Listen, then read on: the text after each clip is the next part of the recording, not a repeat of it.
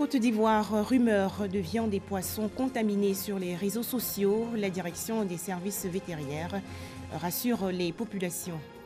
Enfin, célébration hier dans le pays de la Nuit du Destin 2018, un moment durant lequel le Saint-Coran a été révélé au prophète Mahomet. Bienvenue, bonsoir à tous. L'inspection vétérinaire n'est pas fermée, les différents abattoirs restent ouverts au grand public. C'est ce qui ressort de la communication faite par la direction des services vétérinaires. Il s'agit pour cette structure de rassurer les populations ivoiriennes car une récente rumeur sur les réseaux sociaux a fait cas d'une intoxication par ingestion de viande et poissons. Les services vétérinaires vont même plus loin. Des contrôles seront faits du 11 au 13 juin prochain sur toute l'étendue du territoire national. Objectif, s'assurer de l'hygiène et de la sécurité des aliments. Les explications de Sylvie Touré. 10h30, débarcadère Mohamed VI de Lokodjoro dans la commune d'Atekoubé. Ce n'est pas l'affluence des jours ordinaires, normales. À 7 heures de la journée, les activités sont au ralenti. Mais un seul sujet retient l'attention, la grève annoncée de certains agents du ministère des Ressources animales et halieutiques au lendemain de la Nuit du Destin. Mais de grève, il n'en est rien. Et pour cause, les activités battent leur plein. Du découpage des poissons au séchoir, en passant par le magasin de vente de sel, utilisé pour la conservation de la marée, l'on est à la tâche. On a eu la visite de certains agents du MIRA qui nous avaient dit qu'ils sont en grève. Effectivement, nous avons discuté avec eux, on les a raisonnés et ils ont compris un peu notre démarche à nous.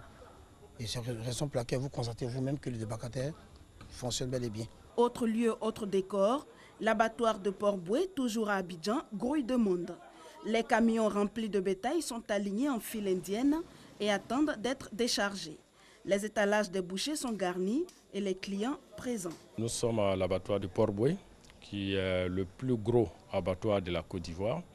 Nous abattons en moyenne 400 bovins chaque jour. Hier soir, nous avons eu ce même abattage que nous avons même dépassé. Nous avons abattu 430 bovins. Les services vétérinaires ont assuré l'inspection, comme d'habitude, en antémortem et en post-mortem. Donc l'inspection s'est très bien déroulée. Pour le ministère des Ressources animales et halieutiques, les populations ne doivent pas s'inquiéter de la qualité de la viande et du poisson sur les marchés. Les marchés seront bel et bien fournis en viande et en denrées animales et d'origine animale.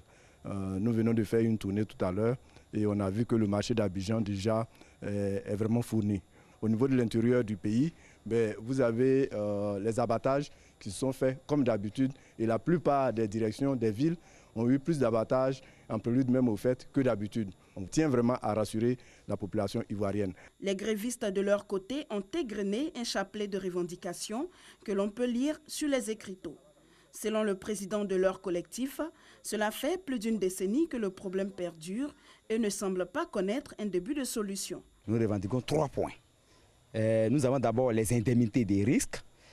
Deuxième point, nous avons les primes d'incitation que nous demandons. Et nous demandons un décret pour officialiser la tenue de nos camarades halieutes.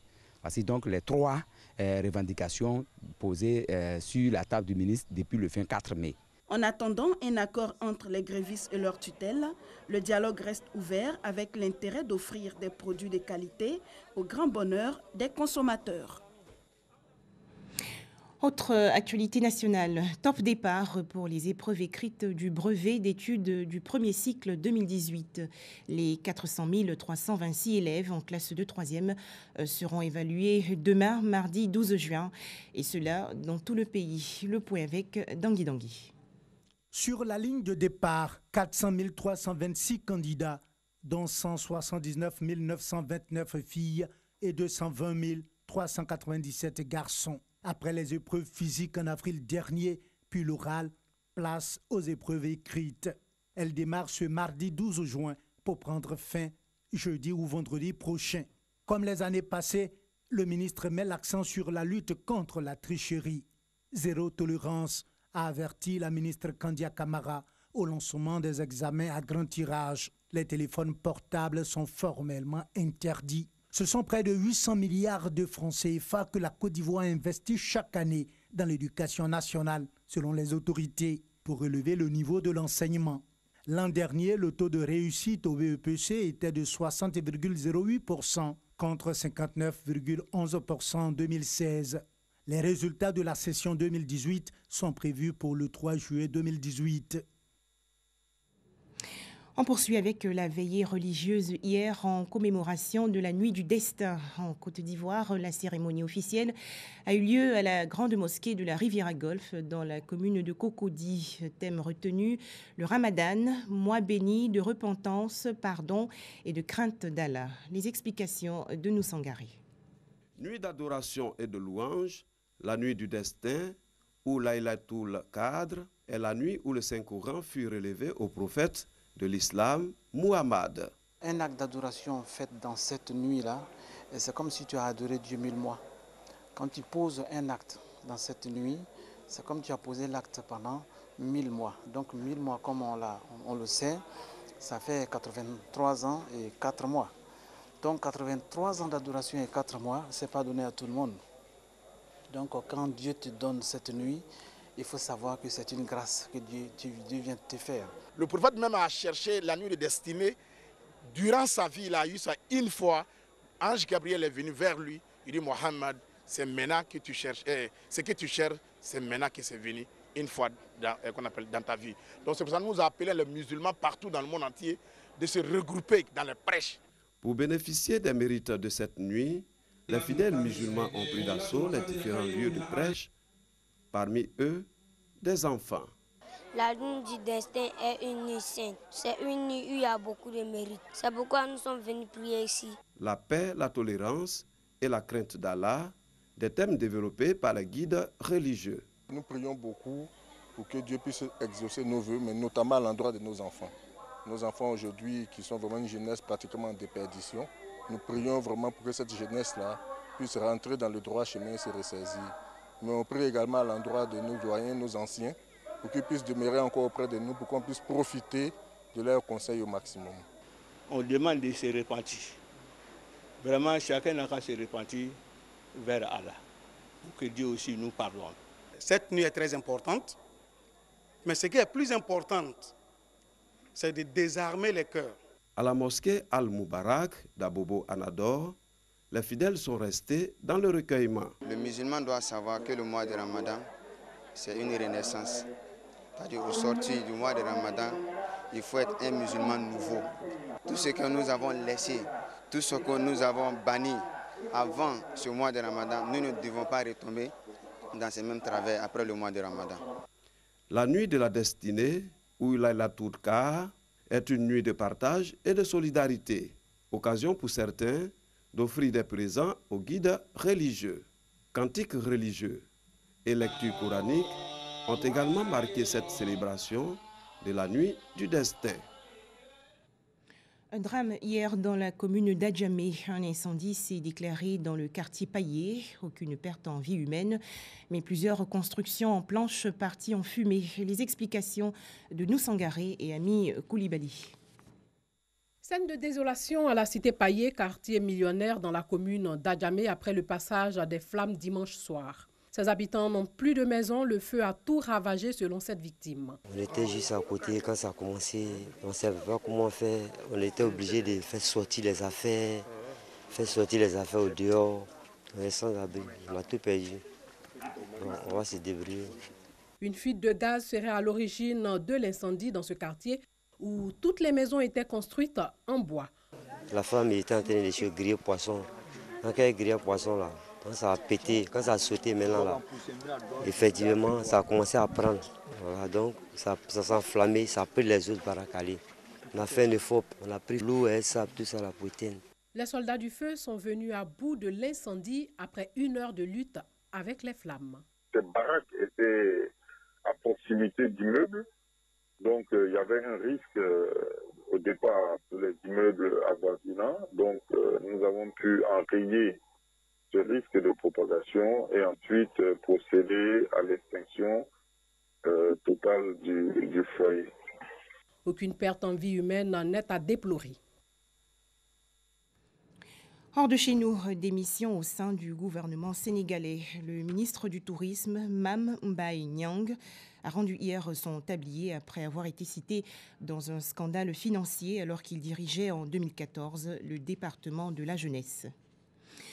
En Afrique du Sud, l'activité des mineurs illégaux désormais légalisée. Il s'agit pour les autorités sud-africaines de freiner l'exploitation illégale des ressources minières, le pays tirant 5% de ses revenus de ce secteur.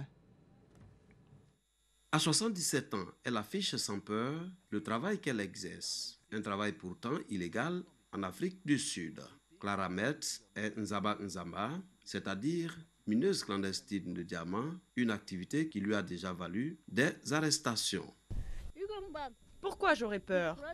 Cette terre appartient aux Noirs. Je ne peux pas avoir peur. J'ai voté pour Mandela. Aujourd'hui, elle peut librement exercer son activité. Le gouvernement sud-africain l'a légalisée. À Kimberley, la capitale sud-africaine du diamant, ils sont plus de 800 mineurs dans la même situation que Clara. Leur détermination paye aujourd'hui. Cette autorisation leur permettra de travailler sur un terrain de 55 hectares appartenant à des entreprises minières. Je pense qu'il était grand temps, oui. C'est quelque chose qu'on avait toujours eu en tête et il fallait que cela arrive un jour. Cette nouvelle loi vient changer la vie de ces personnes. Quand on leur a distribué les permis, on pouvait voir des étoiles dans leurs yeux. Ces autorisations de vendre des diamants apportent un vrai changement dans la vie de ces gens. Et c'est pour cela qu'on est aussi enthousiaste. Obtenir ces permis, ça a été miraculeux pour nous. On est tous très heureux.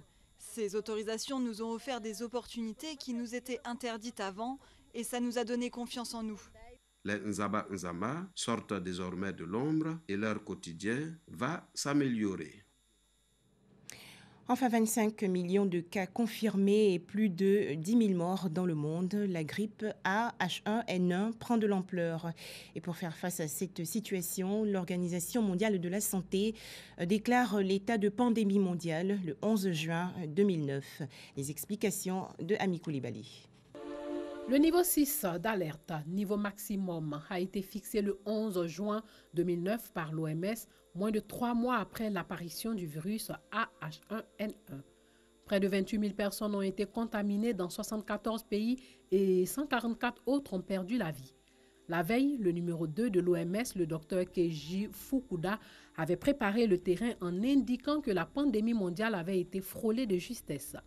La directrice de l'OMS, Margaret Chan, avait convié en urgence pour une téléconférence les ministres de la Santé des 8 pays les plus affectés, États-Unis, Mexique, Canada, Chili, Australie, Royaume-Uni, Japon, Costa Rica. Objectif, tenter de voir s'ils avaient des preuves incontestables de transmission locale. L'Australie, 5e pays le plus touché au monde avec 1263 cas. Le docteur Fukuda a admis l'existence d'une transmission locale du virus d'origine porcine, aviaire et humaine dans l'État australien de Victoria. 108 personnes sont mortes au Mexique, 27 aux États-Unis, 4 au Canada, 2 au Chili, 1 au Costa Rica, 1 en République dominicaine et 1 le 10 juin 2009 en Colombie. D'autres pays dans le reste du monde sont directement touchés. Au Japon, 485 cas. En mai, des consignes sévères ont été appliquées. Contrôle strict aux frontières, campagne de sensibilisation nationale, mais aussi écoles ou lycées fermés. Un peu plus au sud, sur le territoire de Hong Kong, les mesures de protection et d'information étaient très vite mises en place. Un hôtel entier a été placé en quarantaine lorsqu'un touriste y résidait après un séjour au Mexique. Caméras thermiques et masques pour les personnels des aéroports. Formulaire à remplir pour tous les passagers arrivant sur place avec leur nom et l'hôtel où ils allaient résider afin de les tracer rapidement. Affiches énormes dans tous les transports en commun. Boutons d'ascenseur ou de distributeurs de billets plastifiés et nettoyés toutes les 2 heures. Retrait de l'eau bénite des églises où la communion se donnait désormais avec des gants et des masques. Le jeudi 11 juin 2009, à la suite de la contamination de 12 élèves, les autorités de Hong Kong ont imposé la fermeture des écoles primaires et des crèches pendant 2 semaines. En Europe, le Royaume-Uni fait état de 666 cas, soit plus de 109 malades depuis le mardi 9 juin 2009 et l'Espagne de 331, plus de 40 cas depuis mardi, mais aucune victime n'est encore à déplorer. La Commission européenne a prôné une stratégie commune de vaccination pour définir des populations à traiter prioritairement. 7 pays d'Europe ont préacheté des vaccins, dont la France et les Pays-Bas, tandis que des négociations étaient en cours dans 9 autres pays. Merci de nous avoir suivis. Très bonne suite des programmes sur RTI2.